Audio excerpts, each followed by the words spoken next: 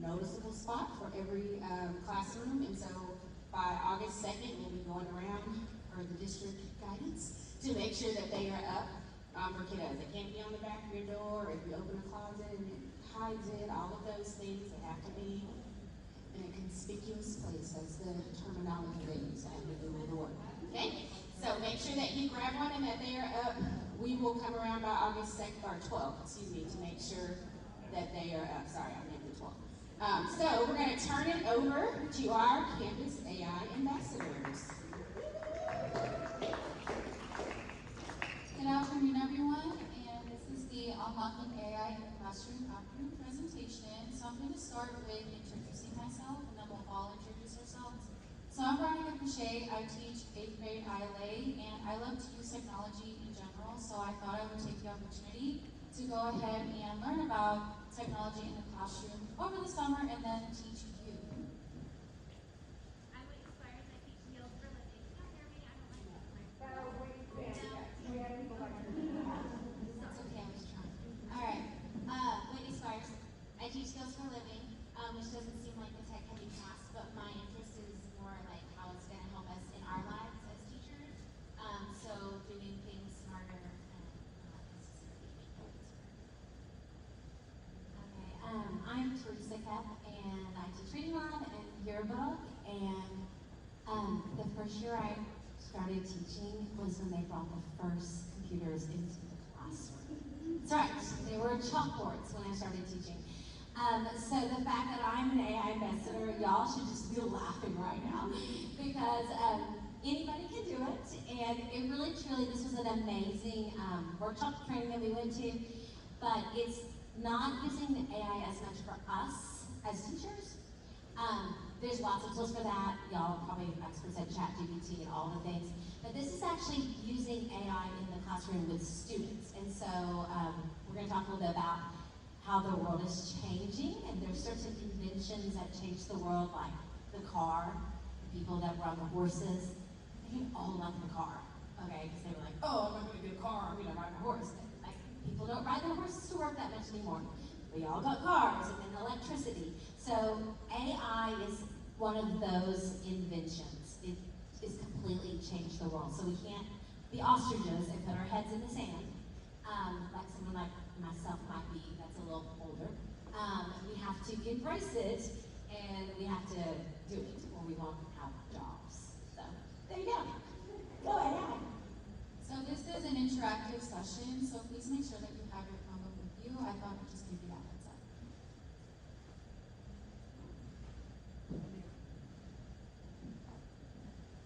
Okay, so the district over the summer, they did buy School AI, so we no longer have ChatGPT on the student Chromebooks. I don't think we really did, but they actually did buy an AI platform for students that is similar to it, but is more catered to the classroom. School AI obviously has some parameters to it. So for instance, it's not just going to give them the assignment, it's going to ask them questions to then guide them towards then creating the assignment. So you guys are going to go ahead and have a bell ringer. You are going to go to School AI and try it for yourself. And do not log in when you get into School AI, because you are going to go through the student version first, and then we'll show you the teacher version in just a second. So when you go to School AI, there's going to be a button at the top. Let's go to schoolalai.com. So ready?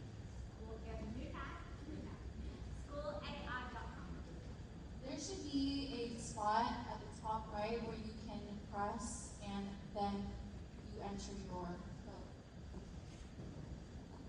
Schoolalai.com. Thumbs up.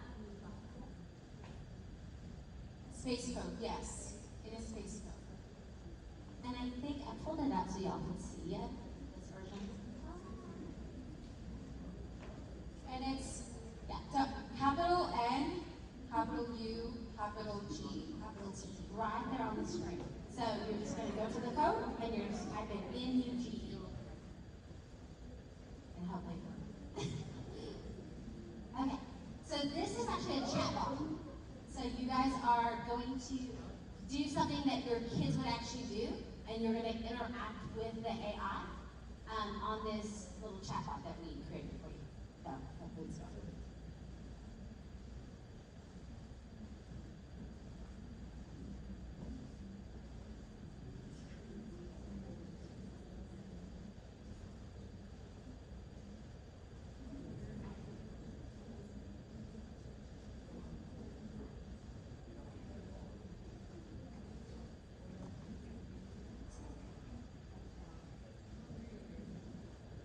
Okay, it was paused when we created it, and now I hit resume, so it should be like starting to talk to you. So just hit refresh, and then it's going to ask you a question. It's going to continue to interact with you as well. We're going to give you about 10 minutes to play with it, and then we'll come back together and share insights. Just hit refresh. At 11.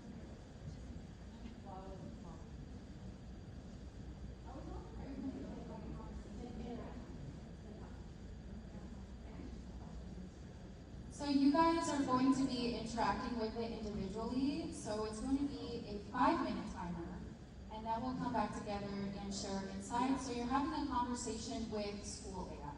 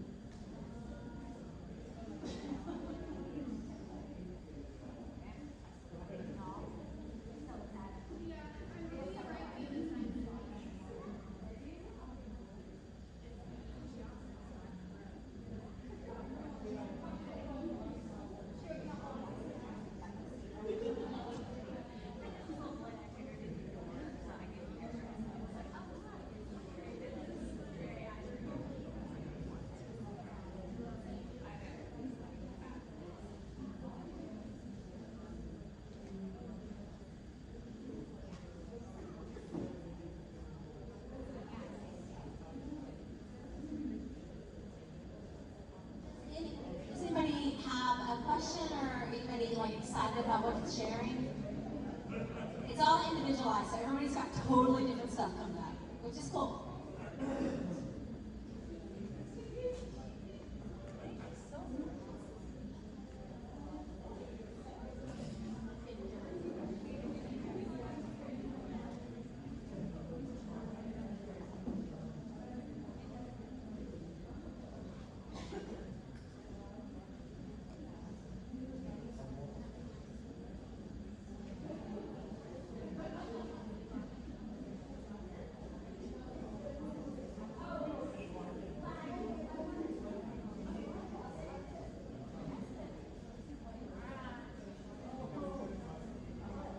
Okay, so you're being a little naughty. It's going to show us.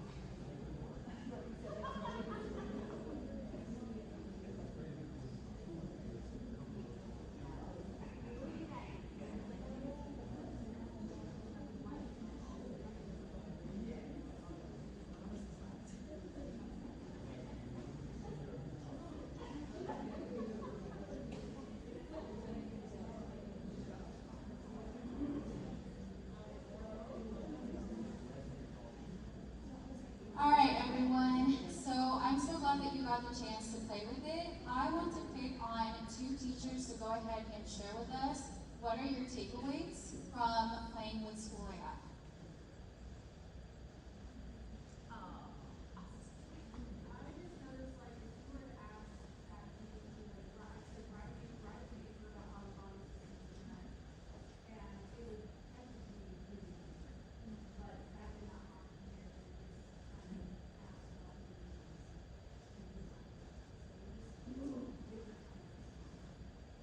Yeah, it does have a different response. It's not just going to shoot the work at you, right? It's going to help you do the work.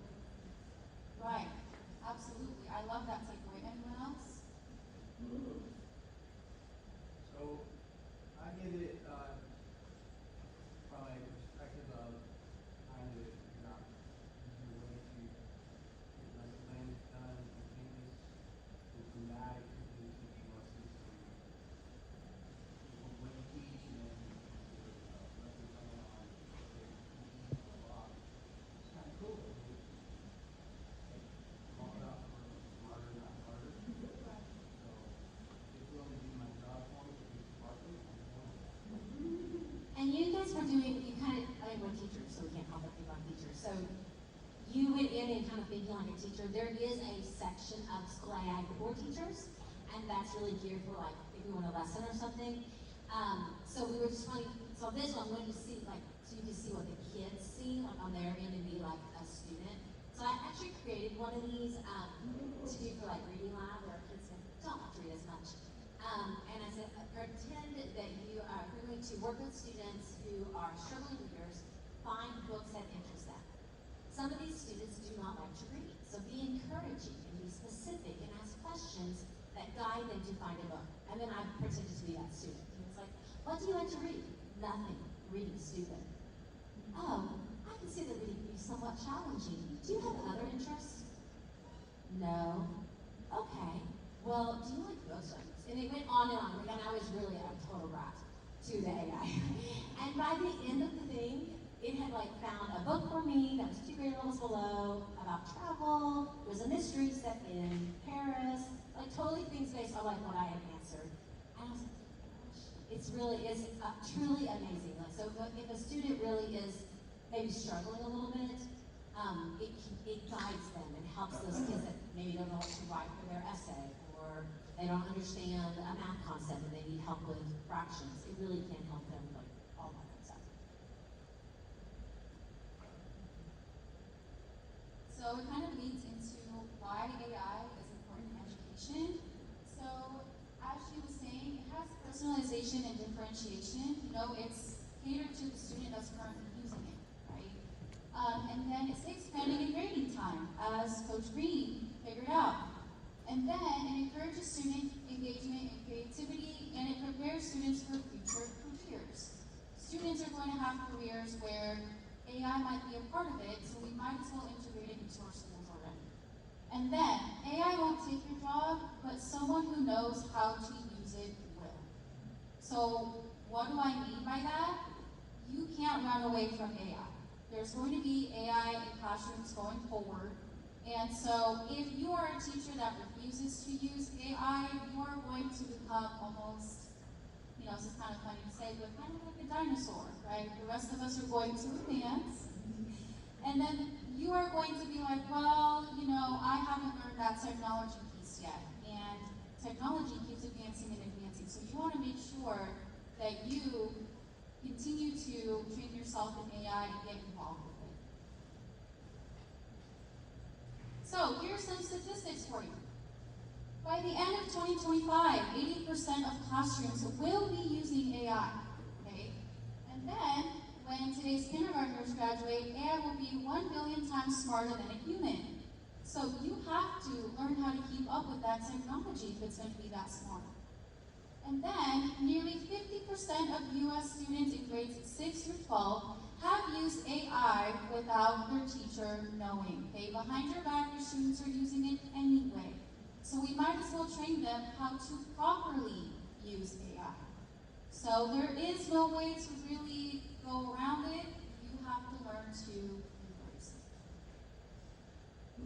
So, impact on jobs. Okay, let's talk about the real world. Okay, our kids, we are preparing them for the future.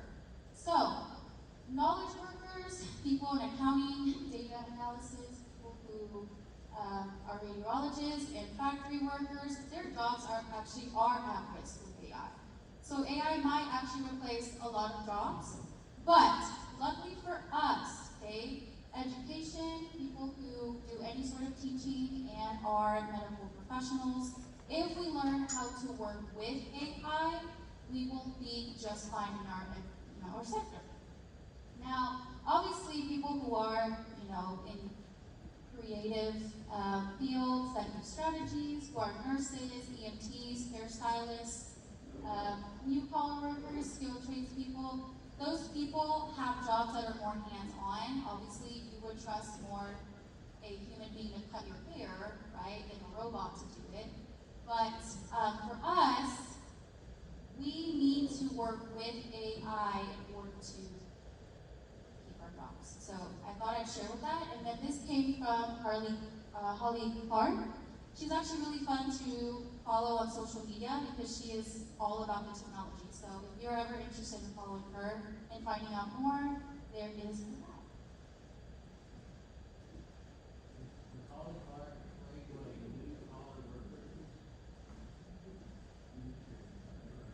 I'm thinking maybe like new trades that are now needed that were needed. Yeah, so new collar, so she's basically like what we used to call blue collar workers, but it's just basically your plumbers, your electricians, the people who have those kinds of jobs, they're not.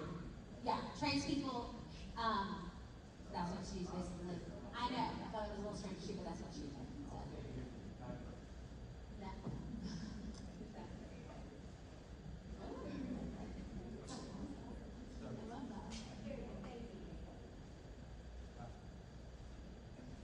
So there's some AI tools that we explored over the summer, and some of these you will be able to use in your classroom.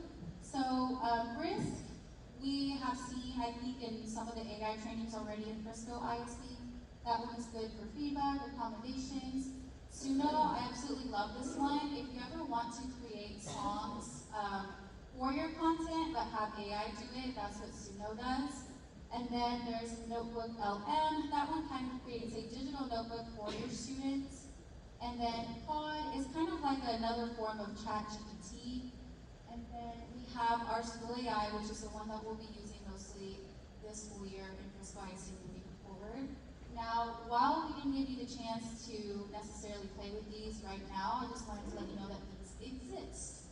And then there's going to be some tools at the end of our presentation where you might get the chance to press on a link and actually go ahead and see these AI platforms for yourself. Right, and you guys have access to all of these. Students in middle school do not. So the reason we share them with you is because as teachers, you know, you could use something different. And it's always good to try these different platforms to help yourself, and then the kids can use them obviously at home. They do have access to a lot of these when they get to high school, but you know, we know that they'll be using things at home, and it's always nice if we kind of maybe know what Suno is, or we might know what, you know, those kinds of things are. But the only platform that they have access to at school is full AI. So it's kind of, if you're doing these other ones, it would be like you doing it as a whole group. So creating a song as a whole group and kind of showing them. Which, you know, you can do that. I did Gemini all the time last year with my yearbook staff. We just take the computer keyboard up to the teacher table, and I was like, let's use Gemini to help us create some captions. And they would type stuff in, and I could see what they were typing. But they technically can't do it themselves on through their Chromebooks. Just like a heads up, don't do Suno live without reviewing because it changes every time, and the words aren't always right. So Suno is good, you can save the songs, but don't do them live in front of your students because you might end up with something that you're not fixed.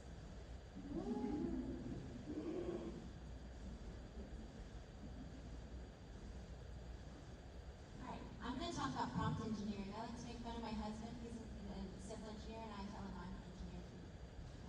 So prompt engineering is basically how we ask questions in our classroom to get the answer that we want, right? So we always engineer the prompts that we give our students. We just don't do it like cognitively anymore. It's just something that we do, right? We don't say, do you have an answer? No. Okay. Right? So we ask them questions to lead to further discussion. When you're talking to AI, I'm sorry, I'm going to turn my back. Somebody typing. When you're talking to AI, you want to make sure that you're specific, that you provide context, and that you ask for structured responses. So you tell it exactly what you're wanting. School AI pulls that from you a little more than some of the other resources that you have, but your work will get done faster if you're more specific. So, something that you might say is write a lesson about the Civil War. An improved prompt would be summarize the causes of the Civil War in 3 paragraphs using 6th grade vocabulary. That would be a more interesting prompt.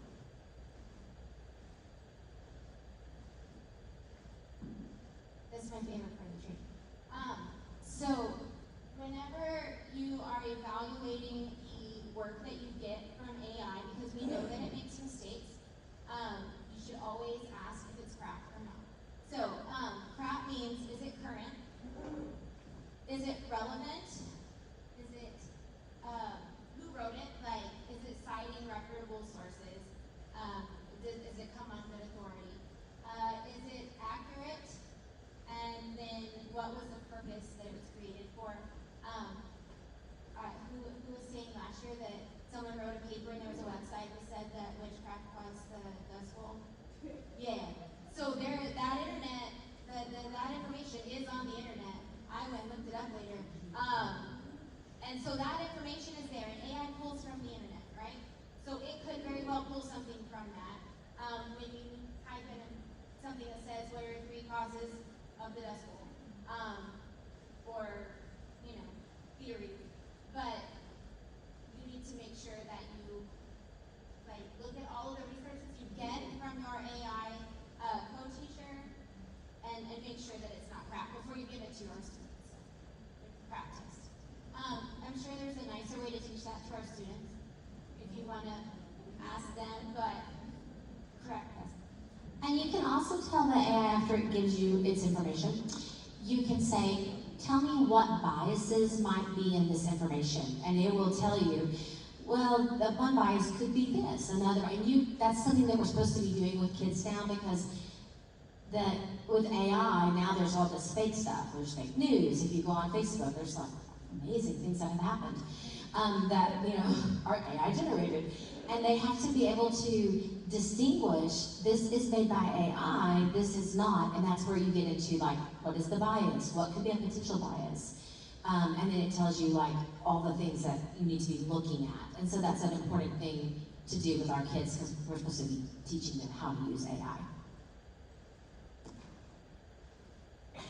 You already know this. This is just something that Holly Clark had on her presentation that we thought would be a nice thing to kind of like, you know, re-talk about the way we talk about it with our kids. So what makes the source reliable? Is it reproducible? Is it chunkable?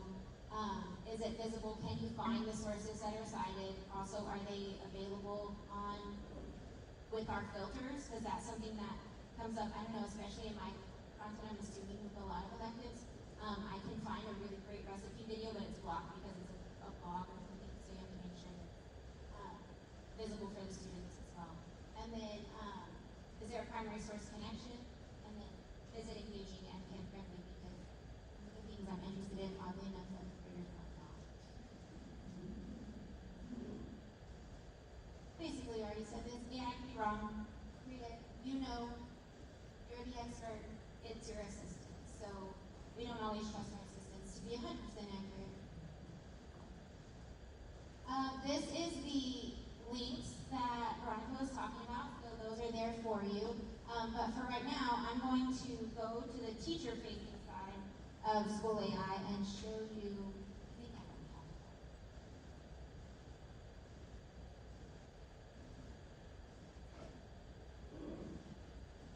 Okay, so the bell ringer that you just sent, on the other side, while your students are doing the bell ringer or doing anything in AI, you are able to see what they are writing. So Whitney's going to kind of scroll through and we can kind of see, if that's hard for y'all to see. Who wants to be the volunteer? Let's see. They have these little emojis. So, it's interesting. We'll find someone that was doing it great. So, Coach Martin looks like, oh, perfect, thank you. Okay. So it gives you these smiles. So like Aylesworth was engaged in exploring Texas regions, and I can click on it and get more information. So it summarizes what they're doing. And then you can see the in-depth chat. And so if someone's struggling, I don't know, oh my goodness, I have a flag. Okay, so it looks like Whitney, user stated, nothing matters, I'm doomed. Or I'm done, not doomed. Indicating emotional distress and possible burnout or crisis. So she got a red flag, which means either A, Whitney really is struggling and she might be facing a counselor, or Whitney is messing around. And she just needs you to check in on with her and see. So like if kids start trying to veer off, and it has little, it's like those guardrails when you go bowling. Keeps them in line so that it doesn't go into the gutter too bad. Also, when I was being that kid, it was not letting me know, I'm telling your teacher that you're feeling stressed out. It was like, hey, maybe you need a break. Is there some sort of thing you like to do that you can do for like 10 minutes? Or do you want to talk about something? Do you need any resources to help with your current feelings? So it was not tattling, it was keeping me talking, which is something that I was kind of thinking about when we were talking about some of our crisis intervention things. It's something that can keep the student talking and try to veer them in the right way. But also look for those things as quick as they pop up, because also it will flag curse words and other inappropriate topics. And you can just like literally scroll through the emojis and kind of see like who's super excited. Cooper's students actively seeks creative rehearsal strategies. And then Miss Green, she's actively seeking additional resources for math pools. So you can see what they're doing, and then if someone's struggling, it'll have like a straight, or sad face if they're like emotionally distressed, like Whitney, or just a straight face if they're just like not really into it or have questions. And so you can kind of see that progress, and then it kind of sums up like the last thing they wrote. Like, that would be cool. My district doesn't let us use Quizlet. So, you know. and probably asking for something else. So it's really cool that it summarizes it, so you don't have to see the whole conversation. But then you can also screenshot it. I think it has a way for you to print it out, if you felt the need to print it out. So there's accountability, obviously. So it's not something you do and you just go off and the kids are just free reign with school AI. Free reign. You have to actually be like the whole time like watching and seeing. But it's cool because you get to know your kids really quick. Also, all these sessions are saved so you can visit them later if you're in the file saver. I rely on Google Drive's autosave way more than I should. This autosaves as well. So when you stop the session, it will save it.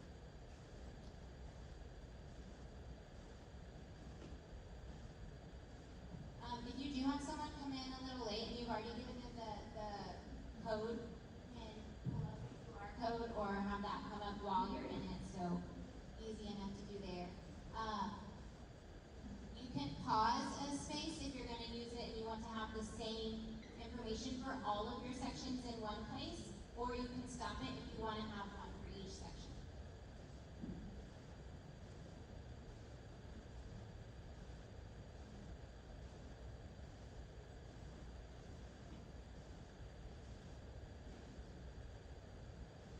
Okay, so we're just going to do a quick overview. If you want to go ahead and, are you logged in yet? Yeah, okay.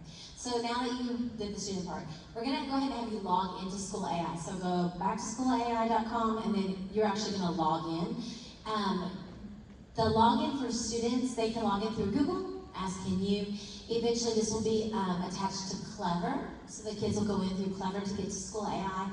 And one of the really great things they told us at our training, that hasn't happened yet, but it's going to, AI integrates directly with Canvas. So if you're doing an assignment, you can push it straight into Canvas. So the kids aren't gonna have to log into School AI. If you've got it in your Canvas, they click on it and they start working on it. So that's a really neat feature that it integrates with our Canvas without us having to take another step and put it in there. And our wonderful DLC, he's not here right now, but he can tell us all about that, because that is not something that we know as ambassadors, I assure you. He is the person you take your AI questions to. So we are currently seeing 1.0, so there are 2 different versions. If you want to go ahead and unlock the early access to 2.0, you may, but that's what that button means. I don't recommend unlocking early access to 2.0 at this time. It isn't This is the button. ready yet. Don't push it. Don't unlock it. Not yet, but letting you know that's what that button means. You can push it, and I'm going to show you what it looks like really quickly, but I am going to tell you that yesterday I created like 5 spaces and only one of them saved. So don't rely on the second version just yet. It's early for everything. If you do want to see what it looks like, it's a much more simplified dashboard than what we have. And it seems like it has less, it's just more simplified. You can always get back to the old experience if you do want to look at it a little bit. But your things may or may not go backwards. We're going to talk about spaces.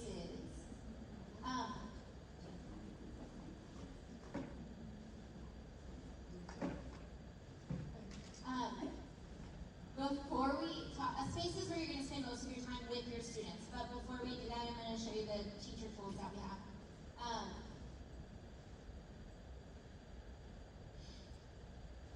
There's quite a few teacher tools. Some of these are not the best. It's like AI is like anything else. There's different things that are better in different places. Like ChatGPT probably can't beat it for lesson development.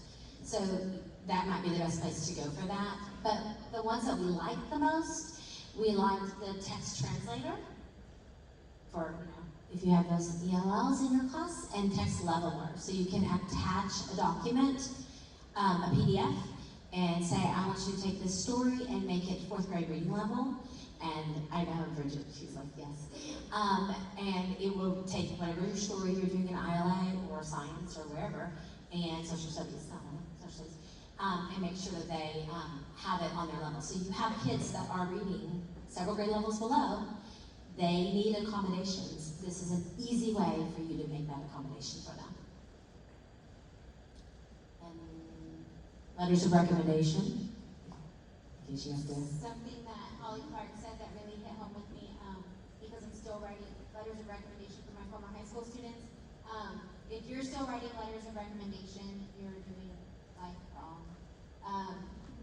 This will help you like work through it, so it's a little more personalized and not as obvious of a form letter than ChatGPT.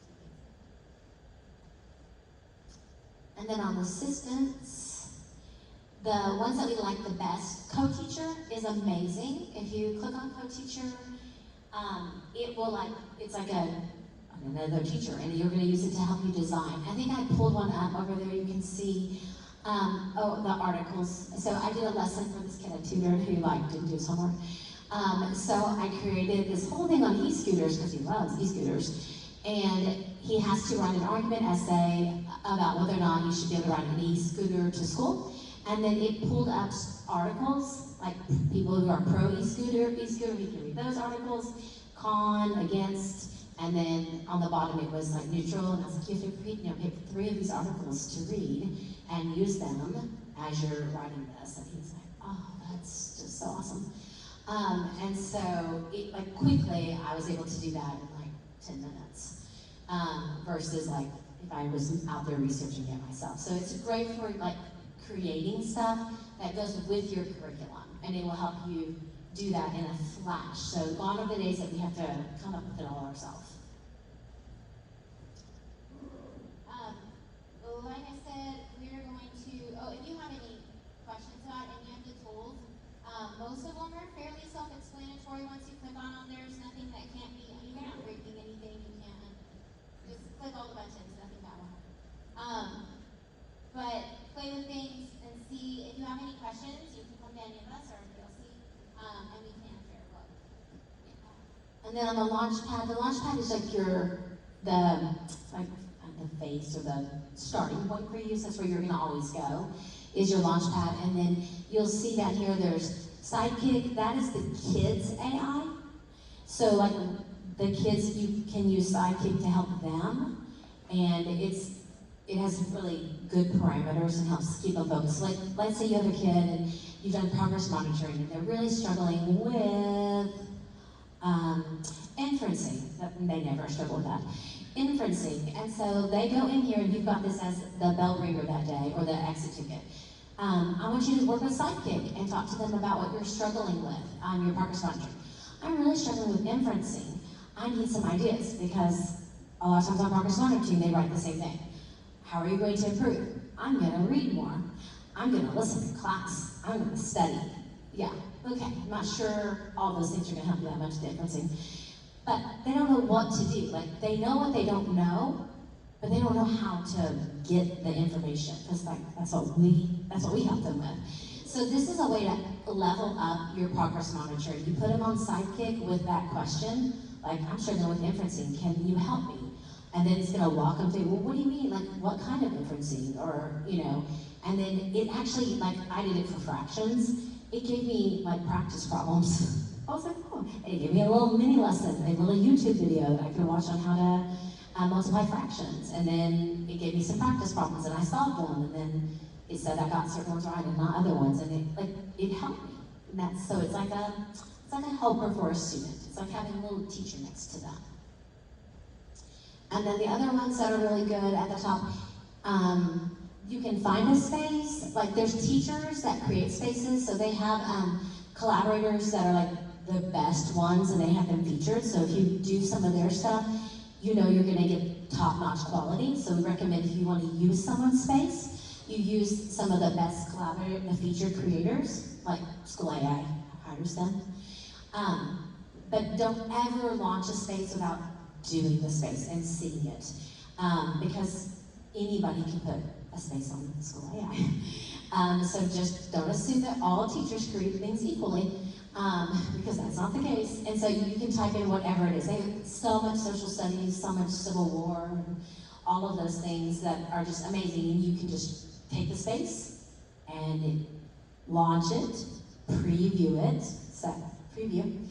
So you preview, you see it, like it, don't like it. If you like it, then you can go on and use it. And they're pretty easy to edit if you need to tweak a few things or change a few things if there's like standard differences. There's also subject tutors that you can give to your students. There's Artie who teaches arts and humanities.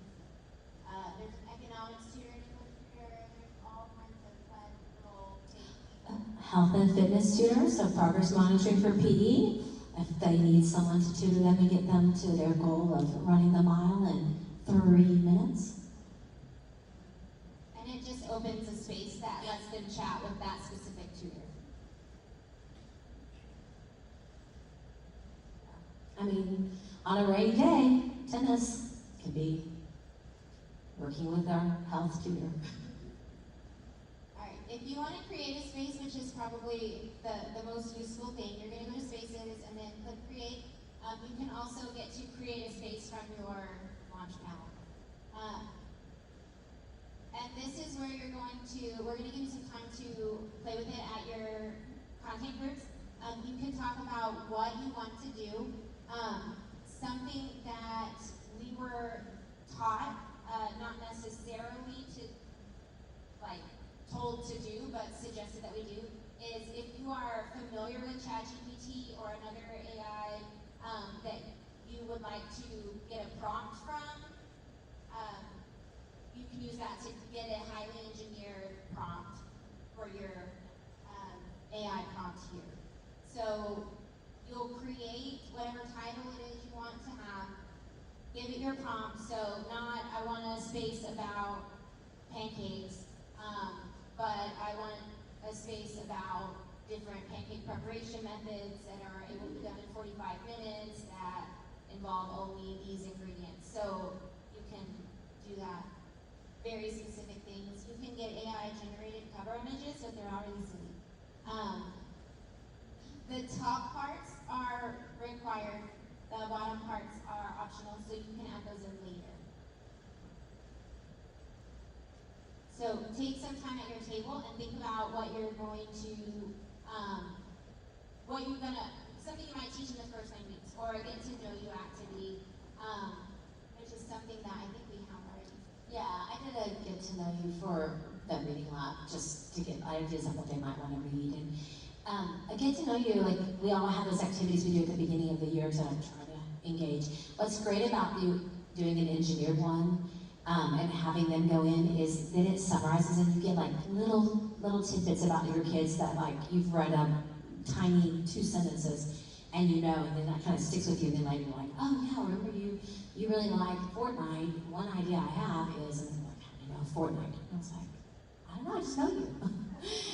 And so you don't have to tell them that you read the AI. You're like, I just thought about you. So it's really a great way to get engaged with our kids and get to like build that relationship.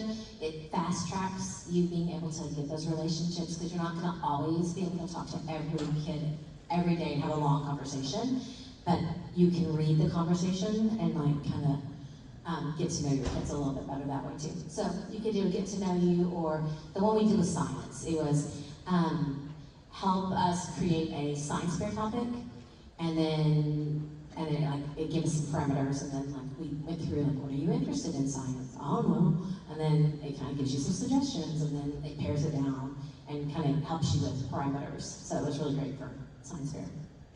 And something that you can also do is give it a good context. So you are a supportive reading coach.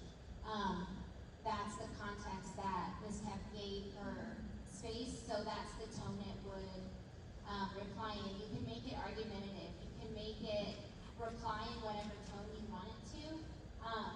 So if you want it to be overly supportive, you can do that. If you want it, so whatever context you need for the project, I might like make mine a high pressure chef in the kitchen. So that they're chatting with Gordon Ramsay. These are things that you can tell it how to act, and it'll always, keep it age appropriate. And it always asks what age your students are, so it will, well, if you don't specify. So you can say it's, see, she's put grades 6 through 8. When I just type in a culinary lesson, it asks what grade level, what age range,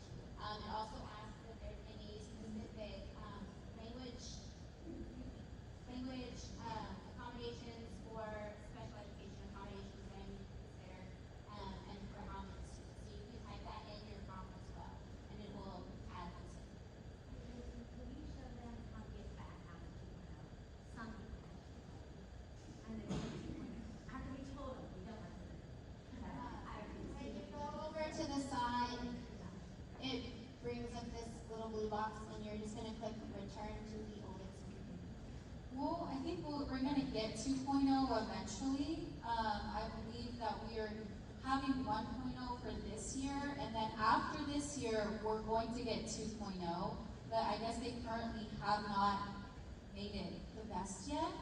And so, sorry about telling you to press the button. I was just telling you that that's what it was. And I wanted, yeah. It's good to see both Yeah. and like try both out. Yeah. Here, but it's good to show that in literally 4 weeks' time, from the time we took our training to when we like go ready to present, it had a new version. And that's how quick AI is changing. So there's a lot, and one of the things I like is Video Explorer, and you just like put a YouTube video and it creates like an interactive lesson where it talks to them and asks them questions. Yeah, it's not there anymore. Tuesday last week. It's not. So, you know, like you have to work with Brian because he's the expert and he can tell you what to do. So y'all have some time to play with the spaces and we'll wander around if you have any questions. But you can make one that does require, I wouldn't make anything that requires, you know, first day things still have their permit. So that's something to think about. They do have to have their formal device expertise. It's not a great thing for a full classroom. So the Chromebook rollout is Thursday, Friday of the first week. So 7th and 8th grade are Thursdays, they have it for Friday, and then 6th graders will have it on Fridays.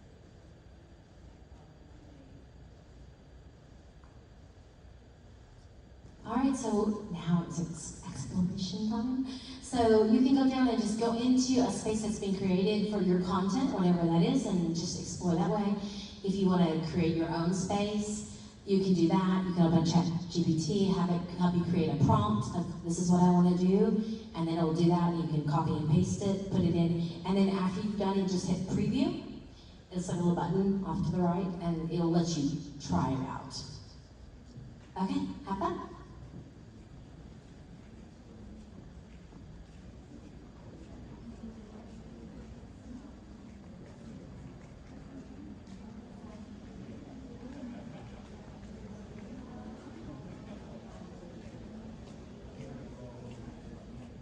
Alright guys, one last thing. So, I'm gonna let you guys explore again in just a second, but I thought that it was vital for me to share this with you. So, AI check is not real, okay? So if you are like, oh, I ran this through AI check, there is no real way to actually check that your student used or did not use AI. There's actually writing prompts that you can put into AI to surpass the AI check. So people write in AI all different types of voices, so there is no way to really catch them cheating. So it goes back to, hey, you know, setting the parameters with school AI and then teaching them how to properly use AI in education. So I thought I'd let you guys know that. You can't really go like, aha, you know, AI check, you know, said that your paper is 86%. You know, Holly said, hey, you know what, that's not real. A lot of these companies, they tell you that.